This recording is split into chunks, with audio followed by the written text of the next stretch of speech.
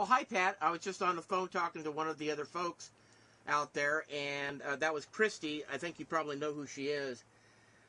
Anyway, she was telling me, she says she made contact with the IRS, and she said that she got information from them to file a 1041, and that was all she needed to do to get her ball rolling. And I kind of felt that, well, I'm not that familiar with this stuff to be able to make a call on that, although the way she was describing it sounded pretty reasonable. And I told her I was going to have another interview with you this morning, and I would be able to post that. A lot of people were pretty eager last night on the call to hear what you had to say as an update. So what's your recent update on what we've been working on? Well, basically, I sent documents in last Friday for a 1099A, and also transferring money out of my bank over to my living trust using the 1099A. Okay. For about $470,000.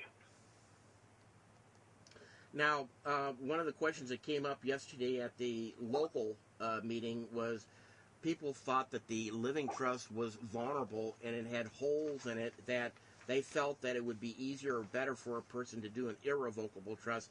How do you feel about that? If it's private, it's private. I mean, what the heck? Yeah. Basically, if you do an irrevocable trust, basically you're going to have to put it out into the public.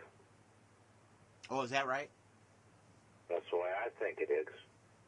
Private trust is private. All right. Court can't touch a private trust. Even those interfacing with the IRS? I mean, is that... Interfacing with anything. Okay. Okay. Basically, you're dealing with real money, and basically you can have access into money in the public bank or whatever, but it's nothing more than a private safety deposit box. You own that box, even though it's sitting in the bank. Mm-hmm. You can't take the box with you. It's yours while you're paying the fee for it. They can't go in and open that box up. Did you feel that in order to change your status, are you still with the idea that the CAP, in combination, would you think that the 1041 and the CAP is the way to actually do that? The thing that people need to do right now, and I'll send these over to you. Well, I sent them over to you. Is listen to that Pat Talks to get your money. Okay? I was telling people how to go in and get their money out of some money right now by going in and doing a 1099A from your bank. You are the bank. Okay. It's your Social Security accessing number. Okay. Then you are going to be the borrower. Your bank is the lender. You keep both the B and the C copy. You put one copy over to where your bank's records are, and you put one copy over to where your individual records are. You send the 1099A cover sheet in, and it has both blocks, the lender and the borrower. They both are filled in with the Social Security number. No living individual sees that. It's scanned in because you're using the scanning document. Okay, so all they do is open up that letter, see that it's read, go through the scanner. They don't look to see that both numbers are the same. Interesting. So then all you have to do is turn around and say, okay, yeah, I put down that basically on line 2, I wanted $250,000. Line 4 is going to be the same amount, $250,000. Do I need to pay it back? No. So you send that in with a 10, or you send in a 1040 to claim that money. All you do on that is you just fill out line 61, the total column, how much was overpaid, and then how how much you want back. Did you say line 61 or is that line 6? Line 61. Okay, line 61. And what did you say about line 61? Just line 61 is where you report how much has been withheld for that 1099 form. And it's what you put in block 2 of the 1099A form. Okay, that 250,000 then. Yeah, so you would put that in there. You go down, total that column up, 250,000. You go down and where it says how much you overpaid, $250,000. How much do you want back? $250,000. You go down and you sign it as the fiduciary and say, send me the money. And would that be like in a check or a money order where you can You put could have it either wired to your bank or you could have it sent as a check to you. It's coming out as real money. Yeah. Real money. Yeah, just like you were saying about the B, when you convert the FRNs or a check, you convert that into a barter of where it becomes pure credit, just like the one that they would issue, right? Yeah, you're basically going back and merging the check. You could probably also do it by writing closed check on the check that you get from the company.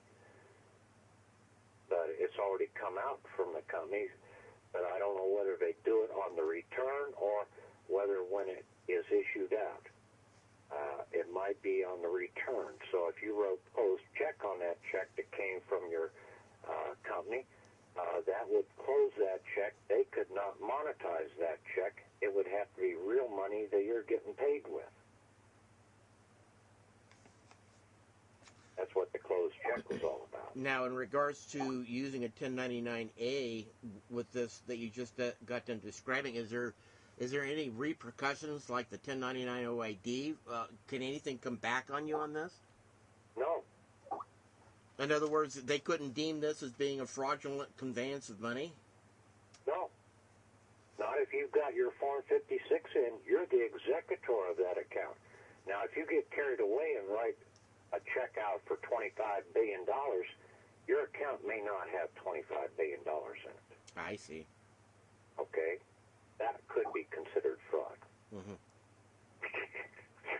I would think so. Yeah. Well, what type of what's your latest idea that are in this account? Approximate. That you wouldn't have to really worry about, but don't get carried away. Use it in practicality. Yeah. That's what it was set up for. And basically use it to defend the country and defend what you really want. You don't need all this 25,000 room house or anything like that. You need to have something that your comfortable means. You might want to have two houses, a north house and a south house. Go north in the summer and south in the winter. Or you might want to do it the opposite way. Mm-hmm. You might like the real hot in the summer, and you might like the real cold in the winter. Going back to using this formula, the last time I spoke with you, you had to change your status. Once you change your status, this will work, or do you have to change your status in order for this to work, or where are you at with that whole package? What status are you talking about? Well, you were talking about changing your status with a CAP, and Christy was talking about changing her status with a 1041, and between the two of you, I can see that both of those forms have possibilities.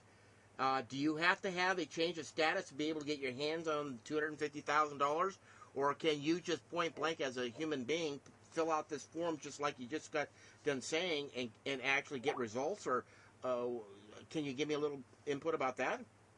That's what I tried to put out with that one when Pat speaks about getting your money. In that document that I sent to you, that word, okay, or that audio. All right. It basically lays it out. All you do is you have to have a Form 56. All right. When you turned 18, you became the executor of the Social Security account. It's a dry accessing account. It's nothing more than a combination lock on your safety deposit box.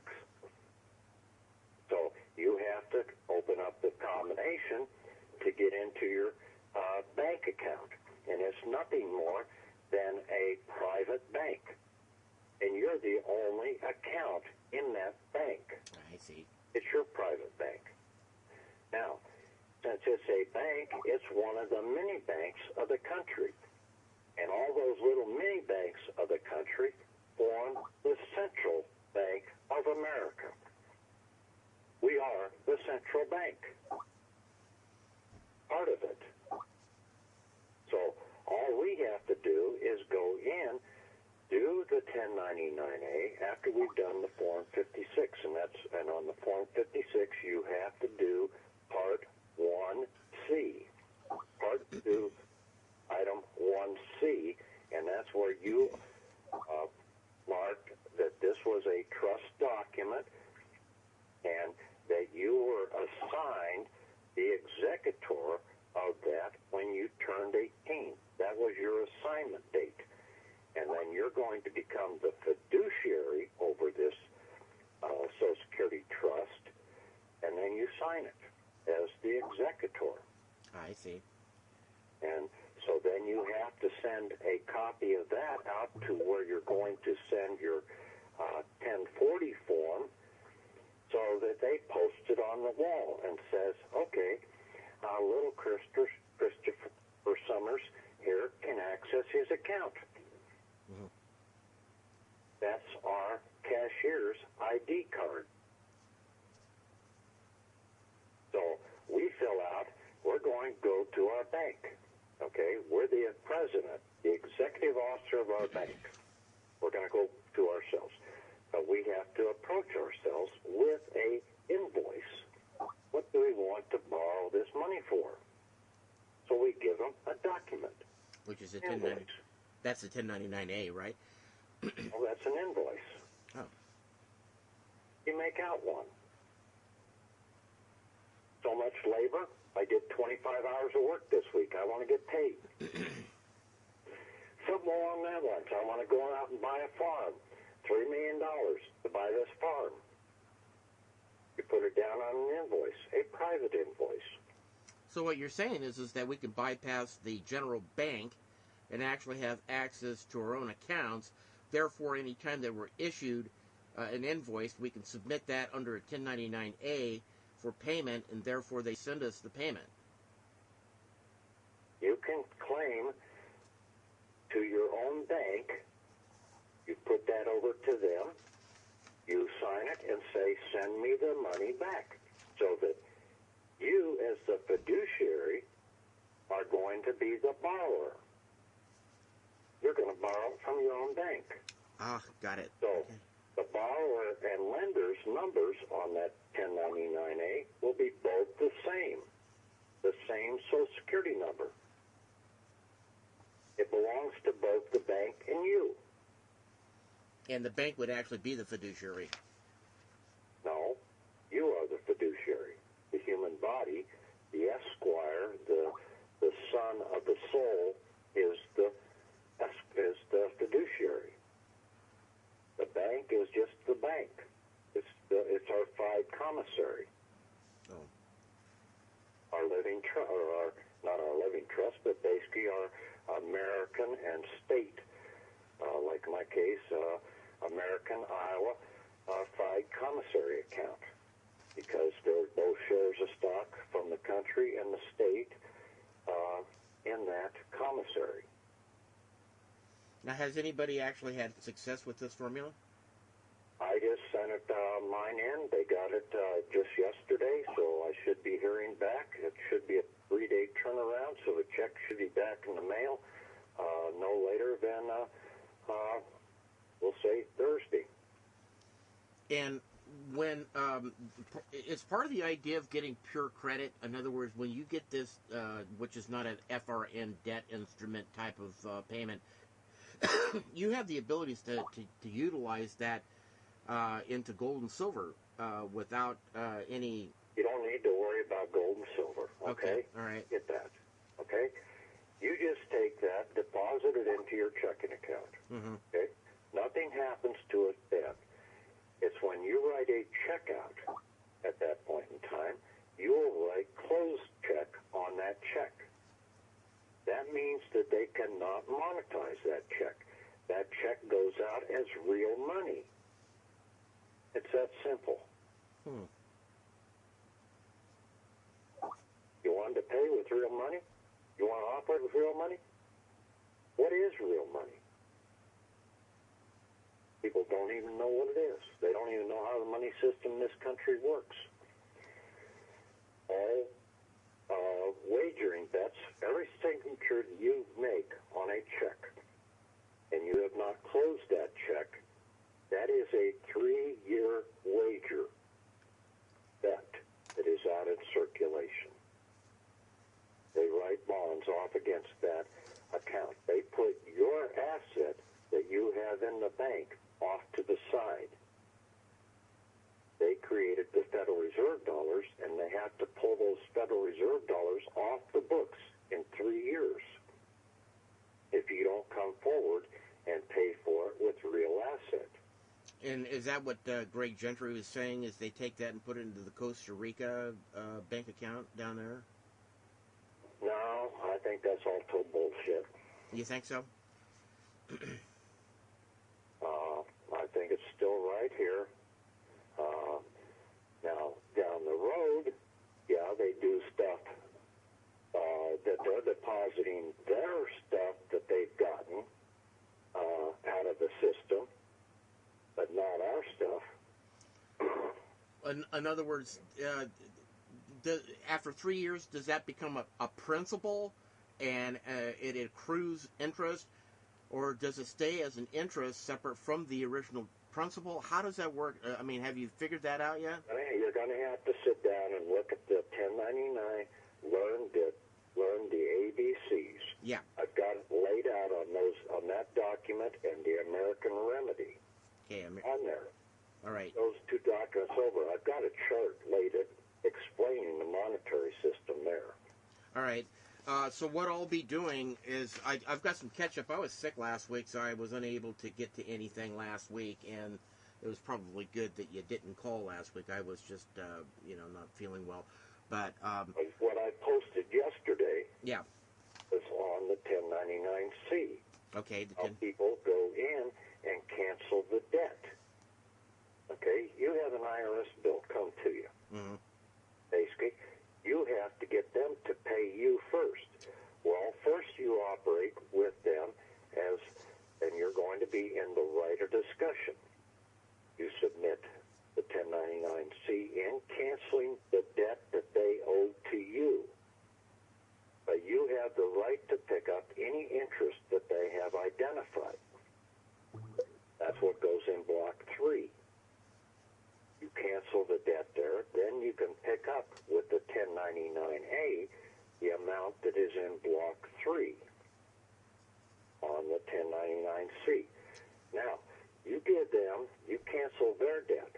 If they're going to be a good servant, they have to cancel your debt. If they're a bad servant and still want to come after you, you turn around and you do a corrected 1099-C and say, okay, you pay us everything that you owe us first. Then we will pay you.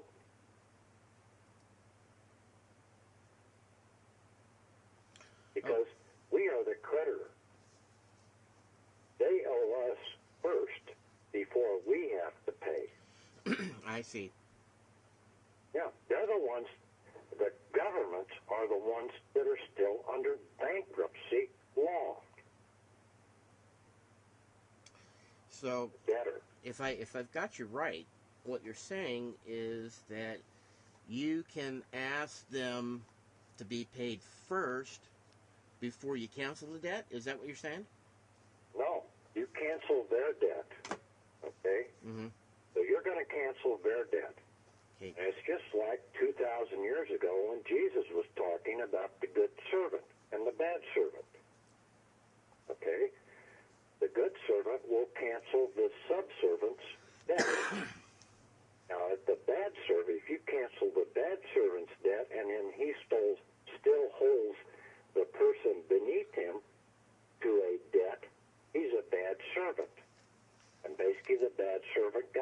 punished. We can punish these guys. We will turn around and do the full 1099-C and make them change it from, in Block 5, from no, they don't have to pay the debt back to yes, they do have to pay the debt back. And then we will file a 1099-A claiming the whole amount from them. Let the IRS turn around and go and get the money for us. Right. Are you engaged with any calls, or would you like to maybe strike an evening to have a call, and I could put it out on lawlearners.net to have anybody that wanted to come to that call? Would you like to do that, or are you having calls right now? What are you doing? Well, Destry was trying to get me on a call Saturday night on that line up there. Oh, you're talking about the, what is it, the radio? Real American Radio, whatever that is. Yeah. But they charge, I think, for their audio, so. Yeah. Yeah. Well, I could probably make an arrangement if you're in agreement to that. I think that this is, I'm going to be, I told Darren over there at Law Learners that I'm going to be posting, because people have been asking for these radio, the interviews that we're creating here, and well, I would post those other ones that I just sent you over. Yeah, I will. And I told Darren last night that I needed to get to him, to talk to him, to get this stuff posted out. And I told everybody on the call, the last 2 or 3 calls, is that they can go over to Law Learners. So people are expecting these calls to be posted over there along with the documents. So I have to give instructions to make it obvious for everybody that's a member over there to get because people have been climbing up and down asking for these things. And when I get busy doing other stuff, I just really don't have the time. And I feel bad because if I just put it over at Law Learners, then it's done. Then anybody can go over there at their own convenience. So that's what's in the plan right now.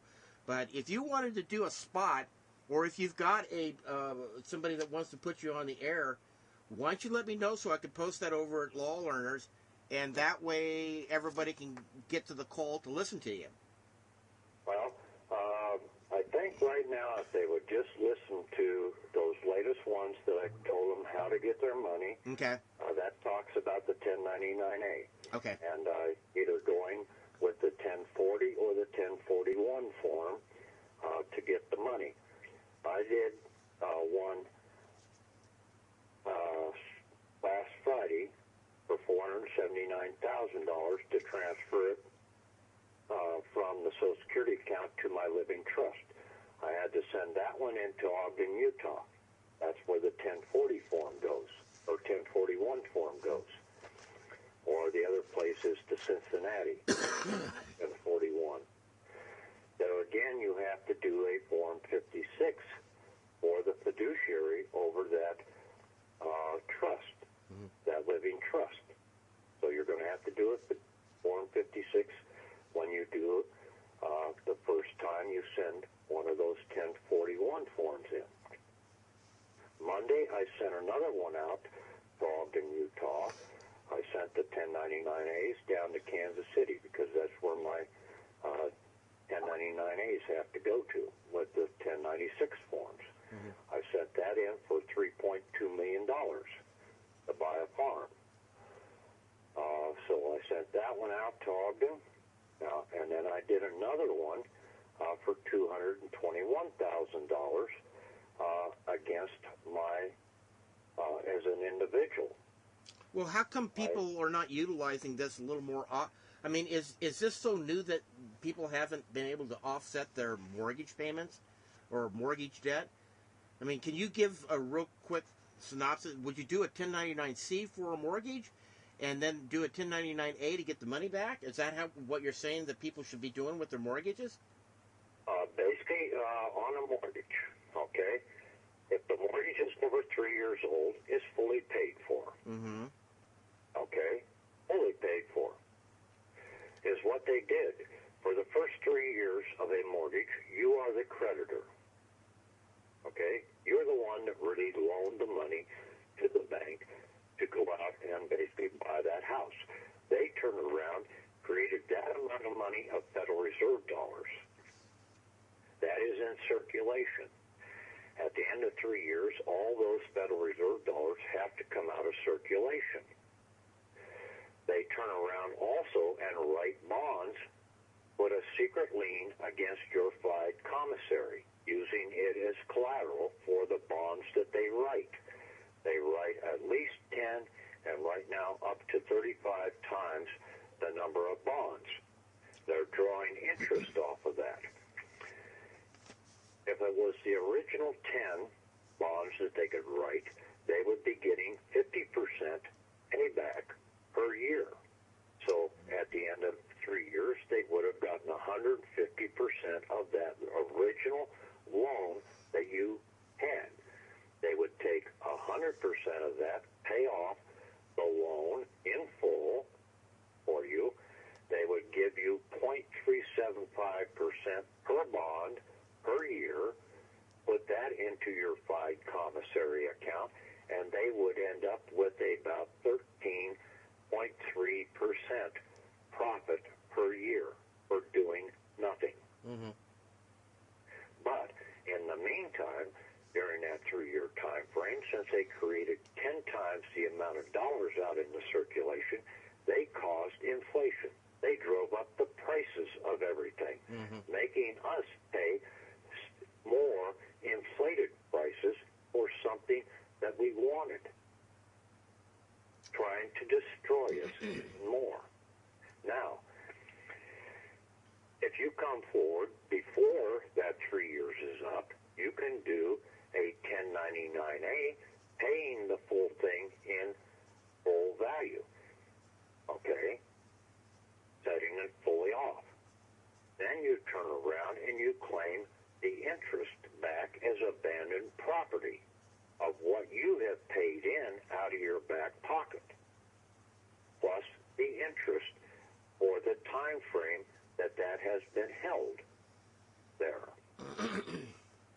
So you're doing owed to you. So a 1099 acquisition would be to pay it off fully, and a 1099 abandonment would be to collect the monies that have been accrued. Now that you have already paid out of your back pocket that you shouldn't have had to pay. Mm-hmm. Then, after the 3 years, it's fully paid for. You would turn around and basically take that contract and do a crucifixion of it because they turned around and made you the creditor. That you have to be able to know what the hell's going on with the monetary system. That's why I tried to lay it out in a graphic format. That everything is settled at the end of 3 years. M1, M2, M3. There's no M4. Mm-hmm. Well, wager is off. What if you got a mortgage that's after 3 years? What document would you file in order to go ahead and cancel out the debt? And even if a person didn't want to receive any money back, I mean, there's got to be a simple form that you can cancel the debt. Is it a 1099-C? Or how would you go about doing that after 3 years? Yeah, you would turn around, submit a 1099-C in and say, basically, this debt has been fully paid for. Do a 3949-A into the IRS about fraud, about conspiracy, and basically you would take the track that you have and do a crucifixion, draw a cross on it. Ah. Yeah, I remember you saying something about the cross. Yeah, and basically you're going to crucify that because you are not the debtor. You never were. It's fraud. Because you were the creditor for the first 3 years, how can you all of a sudden, the next 27 years, become the debtor? You signed on the right-hand side of that contract. You didn't sign on the left hand. But they turned around, and as soon as the thing was settled, then they flipped you over to being the debtor, and then, because you don't know what the hell's going on, you continue to pay. Yeah. Hey. And, yeah. Hey. And everybody makes money but you. Yeah, basically they're just taking it out of your back pocket. because you haven't woken up. Well, if you had a court case on a foreclosure and you went ahead and submitted your 1099-C, this is after 3 years now, and you went ahead and did a 3949A, would you also CC a copy to the foreclosure department of the judicial to let them know that you've canceled out the debt?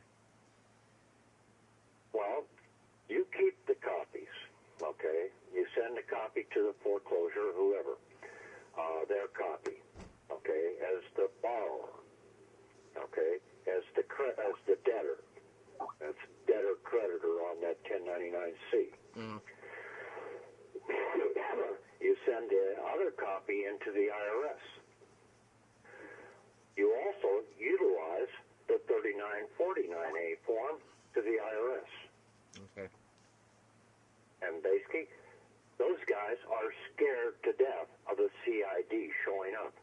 I've already proven that with the treasurer of the state of Iowa. When I told him that I was coming to town and that I had already informed the CID that I was coming to town.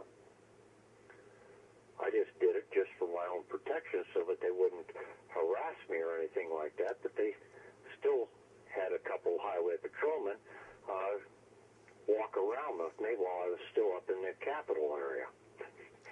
I liked it. What I knew that I'd gotten to them. now, let me just go back and get this right. If you were to do a 1099-C, you'd make sure that, would that be your B or C copy that goes to the mortgage company, and your top copy would go with a 3949A into the IRS to cancel the debt. Then do you do a second act, like a 1099A to acquire or collect up the abandoned funds? Yeah, you would turn around and try and figure out all the stuff that you had paid in. Okay, because see, the interest that they got off the wagering bet bonds that they placed was what fully paid for that house. So all the other money that you paid in there was under total fraud.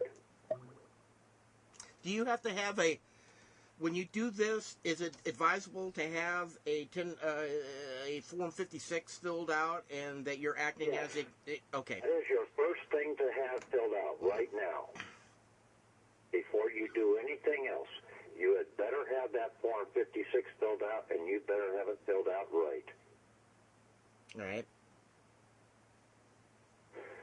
And that's where you on line Part 2, line 1C, you put down the date that you were assigned being the executor of that trust, that Social Security trust.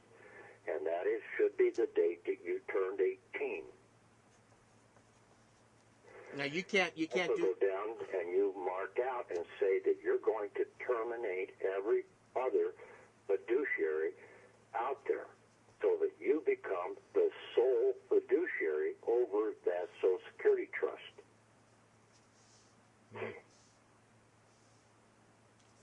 You can't do this for another person, can you?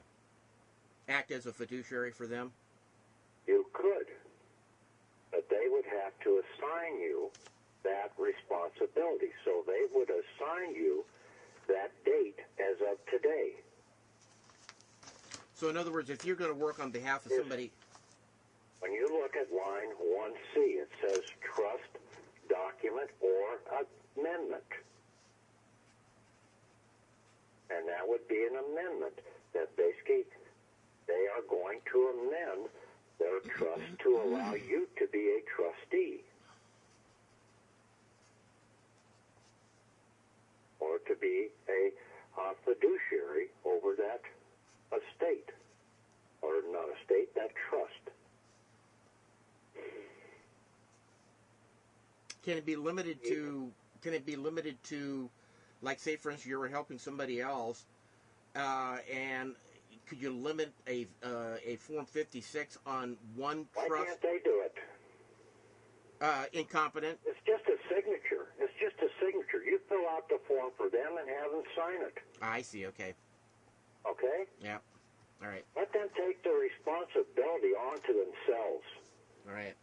Okay? If they want something, they better step up to the plate.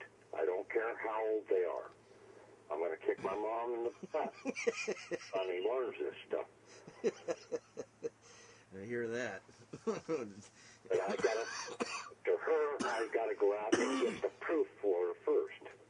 Well, I've got the forms and everything that I filled out. I've got everything pertinent lined out of what I sent. The only thing I'm waiting on now is a copy of the check coming back. As soon as I get that, I will post those on to the site saying, here is the validation. Now, what the hell's your damn holdup of going out and doing what I told you to do last week? Mm-hmm. Well, I think a lot of it's just taboo. People have got a lot of taboo about not being friends with the IRS, and so they've been offset to do anything. Because of all the patriot bullshit that has gone around, and all these gurus that have gone around out here working for the other side, saying that they're the bad guy, they're the bad guy. People don't even know what the dollar bill says. In God we trust. Yeah. What does that really say? Well, it really says, in your soul's name, we have created a trust for you. Mm-hmm. And then you go over to the Great Pyramid, the all-seeing eye. Oh, that's nothing evil. That is really you looking at yourself. As soon as you understand that that is your capstone, you can acquire your capstone, because the capstone of the Great Pyramid was solid gold, and basically when Moses and the Hebrews left town, they took it with them. That gold belonged to them. The capstone on that dollar belongs to us. Because you're on that particular subject matter, do you feel that a person in any country around the world that is associated with the IMF has the same opportunities that we have with doing this kind of paperwork? Yes. So anybody like Australia, anybody in Europe, they have the abilities to be able to file papers that are similar in nature with the IRS or the IMF over in their countries. They have the abilities to tap into these type of accounts that have been set up in their name? Yep. Okay, so in other words, what you're saying, instead of fighting the system, is that we should join it and actually benefit from it. Well, we should learn what the system is. We don't have to join it. We could come out of the system that is sitting there. But we have to understand the system before we can come out of the system and then protect ourselves once we do come out. Okay. So you have to put a little time and effort into understanding how the system operates. And then, we can come out of the system. We don't have to operate with their system. We'll operate with the real money instead of the fraudulent wagering money system. Did you happen to put any, in the documents you sent, do you have any templates for people to simply create a living trust? They're on the site. They're in that 600 legal document form. Okay, all right, just checking because, like I said, I've been a little sick last week. And they're real simple to do. Okay. I've told people that numerous times over. Just go in there and look at it. It's your document. You fill it out however you want. Mm-hmm. And but you have to do a living trust, and then you do 2 copies of it. I put down 3 signatures, my tribunal, my birth name, Patrick, my right-hand person, Patrick Devine, and then my beneficial owner of the trust, Patrick Devine again. That's my tribunal. My 3 persons in one. And then I turn around and I put down my seal on there, which is my right thumbprint.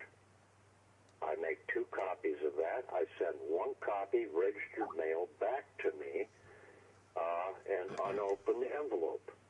Put that in a safe place. And then the other one I will have out at my disposal if I want to, if I feel that I need to show anybody, which I really don't have to, because I'm going to make up another document called a notice of trust, and that will just have the beneficiary's name and the EIN number assigned to that trust, and that will be what you could hand to the bank when you set up a bank account. I see. Okay. In regards to the EIN number, is that going to be a separate number other than the Social Security number? Be an all-new number. Yes. Okay. And then what do you go for? What is it? They call it an SS4. Is that what you're going for, or is it CAP? When you file a CAP, do they issue you a brand new number? You can either. You should go and get it with an SS4, and I think I posted the number on the group. Okay. To call the number up to get the 98 series number or whatever number they want to give you. I see. Okay. Tell them you're setting it up for a non-withholding foreign grantor trust. And then that way it will be tax exempt. You shouldn't be paying any taxes anyway out of this because you're going to be using real money. And if you're using real money, it's non-taxable. Ah. The only thing that has to pay taxes is this wagering money system. So it actually is kind of, because it's pure credit, it's untaxable, and it's also principal, isn't it?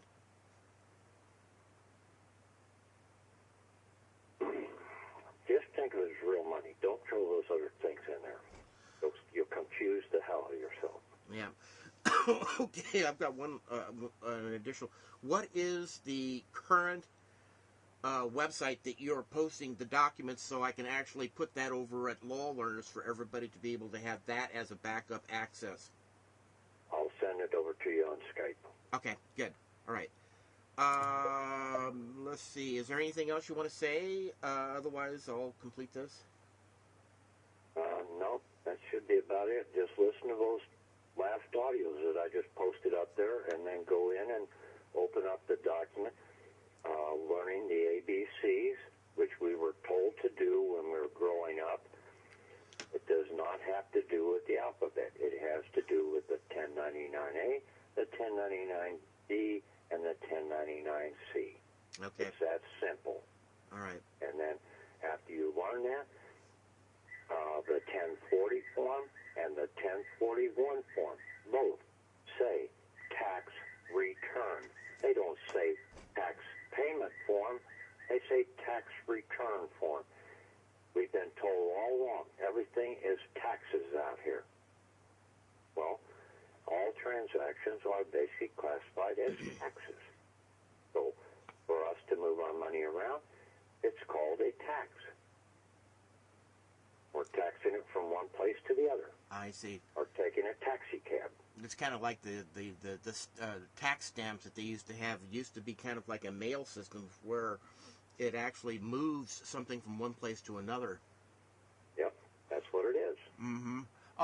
Just one last little quick question. Did you, in regards to being able to do a 1099-C, did you do a template that's properly filled out with a 3949A so people can view that in order to cancel mortgage debt?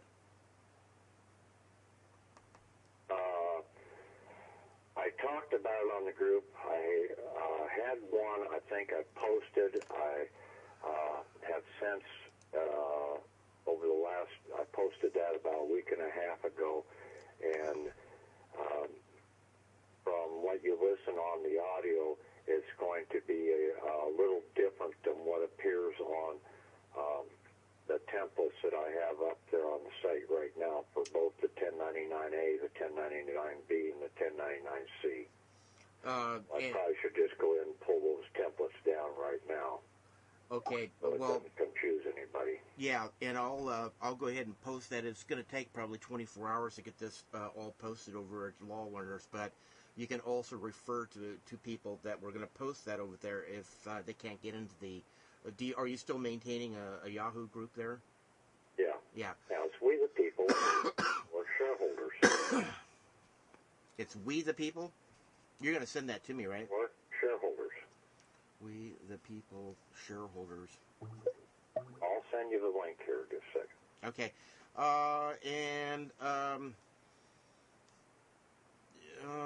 So one last question, I'll let you go.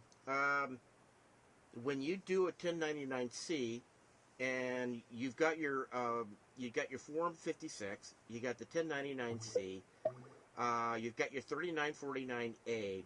Do you add in the 1099-A to name it as abandoned, that it needs to be returned? Do you put all that in one package? No. See, you send one 1096 with the 1099-Cs. You send another 1096 with the 1099-As.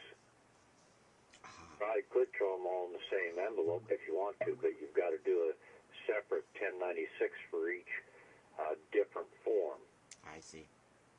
And where does this go when you're dealing with concluding debt, mortgage debt? What was the most likely? Ogden? Well, no, wherever the 1096 says to send it to. Oh. All right. I think there's only about two places that those things get sent to. There's Kansas City and, well, you'll have to look. I think I forget what it says on the other form. I know mine's Kansas City. All right. Cool. All right, my friend. I think that'll be a wrap. And, yeah, so if you want to, if you get lined up to go on a show, let me know so I can post that over at Law Learners for people to be abreast of it. They automatically get, whatever I post over there, they automatically get it immediately. It goes right to their email boxes. So they're, within probably 12 hours, if you can give me a heads up. Either that or just take a recording of whatever you got and send it to me and I can post it over there. Yeah. Oh, that's what I tried to send over to you. I think you got most everything downloaded. Yeah. All right, brother. Talk to you after a while. Okay. Yeah, bye. Bye.